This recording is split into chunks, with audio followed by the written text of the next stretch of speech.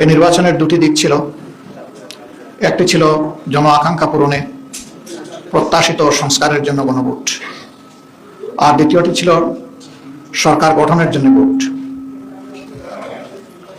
এই নির্বাচন বাহ্যত শান্তিপূর্ণই হয়েছে।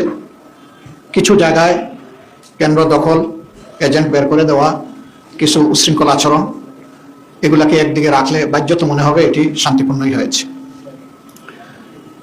জনগণ বিপুল উৎসাহ উদ্দীপনায় ভোটও দিয়েছে, কিন্তু ভোট দেওয়ার পরের অধ্যায়টা ছিল অস্পষ্ট। সেখানে বেশ কিছু অনিয়ম হয়েছে, এই ব্যাপারে আমরা কনসার্ন ব্যক্ত করেছি। এগুলাকে আমরা একদিকে রেখে দিচ্ছি।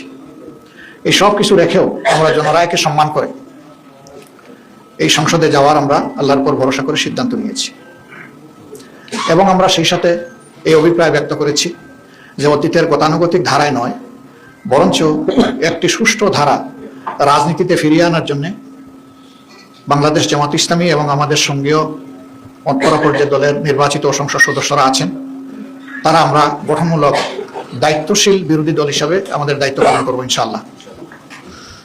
প্রত্যেকটি ন্যায়সঙ্গত ব্যাপারে আমাদের সহযোগিতা সমর্থন থাকবে, কিন্তু দেশ এবং জাতির কোনো ক্ষতি হলে অবশ্যই আমরা প্রতিবাদ করব। কোরআনের মূলনীতির ভিত্তিতেই আমাদের এই অবস্থান স্পষ্ট। আল্লাহ তাআলার হুকুম অনুযায়ী তাআওয়ানু আলাল বিররি ওয়াত তাকওয়া ওয়া লা তাআওয়ানু আলাল ইসমি ওয়াল উদওয়ান, তোমরা ন্যায়সঙ্গত কাজে সহযোগিতা করো, কিন্তু অন্যায় অপকর্মে তোমরা সঙ্গী হইও না, অর্থাৎ তোমরা এটা থেকে দূরে সরে থাকো, প্রতিবাদ জানাও।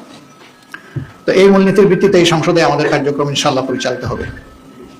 আমরা সরকারি দল না বিরোধী দল, এটা আমাদের কাছে বড় বিবেচ্য বিষয় নয়, বরঞ্চ একজন নির্বাচিত সংসদ সদস্য কতটুকু দায়িত্বশীলতার সাথে তারা জাতির সেবায় আত্মনিয়োগ করলেন, মানুষের অধিকার, হারিয়ে যাওয়া অধিকার ফিরিয়ে আনার জন্য লড়াই করলেন, এবং যে অধিকার আছে তাকে সংরক্ষণ করার জন্য তারা তাদের চেষ্টা প্রচেষ্টা অব্যাহত রাখলেন। এর পাশাপাশি প্রাতিষ্ঠানিক সকল স্ট্রাকচারই প্রায় ধ্বংস হয়ে গিয়েছে। এগুলাকে ফিরিয়ে আনতে হলে অবশ্যই দায়িত্ব বেশি সরকারি দলের, তাদেরকেই মূল ভূমিকা রাখতে হবে।